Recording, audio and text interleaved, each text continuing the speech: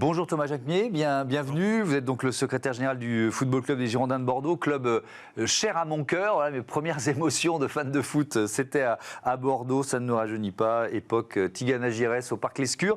D'ailleurs, tiens, on va commencer par 2-3 questions de sport. Vous en êtes où sportivement ? Alors, notre équipe première, elle est actuellement seconde du championnat. Ouais. En Ligue 2, c'est ça ? En Ligue 2, oui, parce qu'après notre relégation sportive et une séquence, on va dire, de maintien administratif qui nous a emmenés quand même pendant tout l'été, ouais. On a quand même pu s'appuyer sur les jeunes avec un grand plaisir, une grande surprise. Ils ont été formidables. Et puis, le sportif a réussi à intégrer un certain nombre de recrues, qui a solidifié et continué la bonne mayonnaise de cette équipe qui finalement a maintenu une performance correcte. Et puis, chez les filles, on a malgré 11 départs de joueurs expérimentés, on a quand même fait un bon début de saison avec beaucoup de jeunes du centre de formation et on est très fiers de leur parcours également. Est-ce que quand on est relégué bon, c'est un choc pour les supporters évidemment, mais est-ce que c'est aussi l'occasion de remettre un peu les compteurs à zéro, de se poser des questions et les bonnes questions ? C'est sûr que de toute façon, avec la baisse des revenus qu'on a en Ligue 2, on n'a pas le choix. En fait, on est comme une entreprise normale, il a fallu se redimensionner. Ça a été tout l'objet de la séquence estivale administrative, c'est qu'il fallait être capable d'absorber un budget dans lequel vous avez d'un coup une perte de revenus hyper conséquente, notamment en droit télé. Et oui, ça a poussé le club, bien sûr, à se réorganiser, à se réformer. Et de toute façon, c'était nécessaire, puisqu'il y avait de toute façon déjà en Ligue 1 un problème pour le club régulièrement de modèle. Donc là, moi, c'est mon job au quotidien aussi avec les équipes de restructurer le club à la dimension aujourd'hui des revenus de Ligue 2. Ouais. Et puis donc il y a cet engagement sociétal, ce programme Cœur Girondin. C'est quoi ? Présentez-nous le programme. Peut-être en général, on rentrera un peu dans le détail après. Bien sûr. Cœur Girondin, c'est le nom qu'on a trouvé pour le programme d'engagement du club. En fait, c'est parti d'une prise de conscience cet été, justement, avec cette séquence que je venais de décrire, qu'on avait une grande responsabilité vis-à-vis des supporters et de la communauté qui nous ont beaucoup soutenus. En fait, le club a toujours été, les Girondins de Bordeaux ont toujours été un club engagé. C'est une facette du club qui est assez méconnue. Et voilà, on a voulu corriger ça et on a voulu surtout, en fait, on a réalisé que ça nous donnait une grande responsabilité vis-à-vis de cette communauté. Et donc, on a voulu, à travers un programme beaucoup plus structuré, continuer à tisser ce lien très fort qu'on a avec la communauté. Et qu'est-ce qu'on fait globalement, pour le résumer, avant de rentrer dans le détail de ce qu'on y fait, c'est que nous, on vient surtout soutenir des associations qui s'occupent des enfants malades, qui s'occupent des jeunes issus des zones de quartiers défavorisés, qui sont aussi toutes les personnes qui sont en situation de difficulté ou de fragilité et qui sont éloignées de l'emploi. Vous avez à vos côtés l'UNMI, l'assureur mutualiste, c'est ça ? Tout à fait. Qui participe au financement, qui... Exactement, c'est pour ça d'ailleurs qu'on structure notre programme, parce que les entreprises justement viennent nous aider à tout simplement augmenter le nombre d'opérations qu'on fait et puis du coup toucher le plus large public possible. Nous, au fond, ce qu'on fait, c'est qu'on vient collecter des dons et on vient surtout donner du temps de nos joueurs et nos joueuses qui, de façon très spontanée, donnent de leur temps pour aller justement nous aider sur le terrain, puis on ouvre notre centre d'entraînement et notre stade. Ouais, alors je le disais en titre, il y a 4 grands piliers: la santé, l'inclusion sociale, l'environnement et puis les questions de citoyenneté, solidarité. Je commence par la santé. Là aussi, donc ça passe par des associations, c'est ça ? Exactement. Vous soutenez, par exemple, les personnels soignants, les enfants hospitalisés. C'est quoi les choix que vous avez faits ? En fait, là, on fait 2 choses principalement. D'abord, on va au chevet des enfants malades avec les joueurs et les joueuses. Ouais.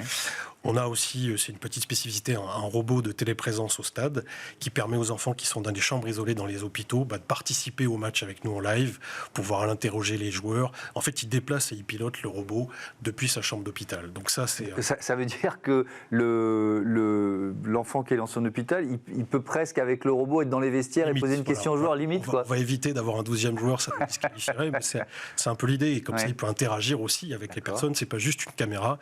Il peut aussi parler. Donc souvent, les joueurs et les joueuses jouent le jeu et lui parlent. Et ce qu'on fait aussi, donc en dehors de beaucoup de visites dans les hôpitaux, ce qu'on fait, c'est qu'on vient soutenir des associations comme Octobre Rose qui luttent contre le cancer du sein. On participe aux opérations de collecte du sang avec l'EFS. En fait, on vient multiplier les opérations et puis on crée nous-mêmes des opérations, parce que c'est ce qui change un petit peu avec ce programme, c'est qu'on va créer une foulée solidaire au Haillan, c'est-à-dire en fait une course dans laquelle, pour payer son dossard, finalement on va récupérer de l'argent pour donner à la lutte lutte contre le cancer, créer un village santé au sein du Haillan, et puis faire venir un maximum de monde à cette course, notamment des personnalités et des sportifs, bien naturellement. Ouais, le Haillan, on est un tout petit peu à l'extérieur de Bordeaux, si je ne me trompe. Sur la question de l'inclusion, vous disiez tout à l'heure, on a une responsabilité vis-à-vis d'une communauté. Le public qui vient au stade, c'est un public c'est un brassage très, très vaste en fait. D'abord, de toute façon, le football lui-même est un sport qui se veut ouvert. Ouais. Qui se veut ouvert. Et nous, notre grande responsabilité, là, c'est de lutter contre toutes les formes de discrimination et surtout pour lutter pour l'égalité des chances. Et donc là, on fait 3 choses principalement. Nous, on fait la première priorité. On a créé un petit livret qui s'appelle Stop aux discriminations et dans lequel on décrit... Dans les phrases du quotidien, contre l'homophobie, dans les gestes d'antisémitisme, de racisme, même de grossophobie. En fait, dans ce petit livret, on vient dans les écoles et les lycées expliquer avec nos joueurs et nos joueuses, finalement, ces phrases banales du quotidien qui touchent, qui blessent, et surtout qui sont punies par la loi. Et en fait, ça permet d'éveiller les consciences du côté agresseur comme du côté des victimes. Et ça, on fait beaucoup d'éducatifs. Donc, c'est des projets éducatifs qu'on vient porter. Et puis, à côté de ça, on vient aussi faire de la sensibilisation. Nous, on a une association de foot fauteuil, donc on essaye, pareil, de lutter contre les préjugés sur le handicap. Et puis, par exemple, on a aussi un travail avec Trisomie 21, qui est une association qu'on aide à trouver, finalement, une place dans l'emploi pour ces personnes. On est en pleine Coupe du Monde de football. Vous parliez de vos actions pour lutter contre l'homophobie. C'est vrai qu'on a vu que la FIFA était très, très freinée des cas de fer pour qu'il y ait...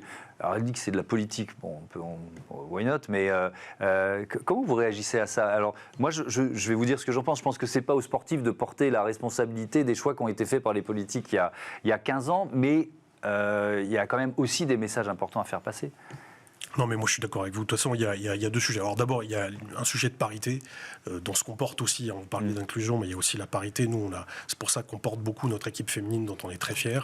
Et d'ailleurs, même ce qu'on fait nous au stade, c'est qu'on promeut, on remet un trophée nous aux entreprises qui sont créées par des femmes dans la région. En fait, on fait beaucoup de promotion de ça. Donc je trouve que c'est quelque chose qu'on doit continuer dans le football. Et puis, comme vous le dites là sur le sujet de la Coupe du Monde, bon, moi je trouve que voilà, le vrai sujet maintenant, c'est qu'on ne pourra plus faire l'économie de la réflexion au moment de la désignation éventuellement d'un tel événement, du souci environnemental. Est-ce que c'est le sport d'avant? On y vient à l'environnement. Est-ce que ce qui se fait là, finalement, c'est des décisions qui ont été prises il y a 15 ans où on n'avait pas ces enjeux environnementaux en tête? Moi, je pense qu'on ne peut plus faire l'économie de ce calcul-là au début. Mais alors vous, à la dimension d'un club comme les Girondins de Bordeaux, qu'est-ce que vous faites en matière pour baisser votre bilan carbone, quoi, tout simplement? Oui, on fait partie des rares clubs d'ailleurs qui avons fait notre bilan carbone 2021 pour avoir au moins une photographie de part. Et puis de toute façon, dans le volet citoyenneté qu'on défend dans le programme, on fait finalement beaucoup d'actions de nettoyage, en fait, avec une association qui s'appelle The Sea Cleaners. Et donc nous, comme on a beaucoup de bras au club de jeunes, entre les U8 et les U19, puis notre équipe réserve et même les pros, on arrive finalement à montrer, à sensibiliser que ce soit dans la ville comme sur les plages, il y a beaucoup de nettoyage à faire. Et puis, d'une façon générale, nous, cette photographie carbone, elle va nous permettre de travailler sur la culture de l'effort. C'est-à-dire, qu'est-ce que c'est un club de football? C'est finalement beaucoup de sport et de muscles et de travail physique. Et ce qu'on veut montrer, c'est qu'on est capable de faire baisser les choses chaque année. On n'aura pas beaucoup d'impact carbone de cette économie-là du club, mais l'attitude de faire l'effort correspond à l'exemplarité qu'on va rechercher demain. Ouais. Sur les déplacements, il y a eu des polémiques, notamment pour le Paris Saint-Germain. Ça, c'est un axe d'amélioration? Oui, les déplacements, en fait, nous, on est tombé dans une séquence un peu heureuse où on avait fait un déplacement à Paris en train, au moment où, effectivement, il y a cette sortie un peu malheureuse du PSG. Mais je pense que, voilà, on fait pas exception, mais on est très sensible au sujet parce qu'on voit bien qu'aujourd'hui, la réalité, d'ailleurs, est un peu masquée. Ce qui pèse beaucoup dans le bilan carbone des clubs, c'est surtout la venue des spectateurs en voiture. Oui, bien sûr, bien sûr. Et c'est là-dessus... C'est la même chose pour les événements culturels, d'ailleurs, pour les festivals, etc. Donc, vous faites quoi? Là, nous, on fait... Finalement, on multiplie les opérations de promotion, on va dire, de tous les transports qui permettent de réduire ce bilan carbone. Donc c'est la promotion du covoiturage, de tous les transports évidemment verts et tout ce qui est le plus décarboné possible. Et puis on participe beaucoup avec la préfecture à simplifier l'accès au stade pour que même une venue à pied soit valorisée. Ouais, stade qui est magnifique, c'est vraiment un très beau stade. Il est bien desservi, il a été construit un peu à l'extérieur de la ville. Il est suffisamment bien desservi, c'est quand même un petit... Alors il est très bien, il y a beaucoup d'efforts qui sont faits par la métropole et notamment la société de transport, la régie Keolis. Et bon, il a été posé à un endroit qui n'est pas forcément un lieu où la population était très présente. Donc il y a un vrai sujet justement, mais là avec la Coupe du Monde de rugby, les Jeux Olympiques, il y a une vraie mobilisation autour de la façon dont on peut faciliter l'accès à ce stade. Merci beaucoup, merci Thomas Jacquemier. On se retrouve en Ligue 1 l'année prochaine, on vous le souhaite et on se le souhaite. On peut se souhaiter. Merci beaucoup. À bientôt sur Bismart. On passe tout de suite à notre débat, la mode responsable au programme.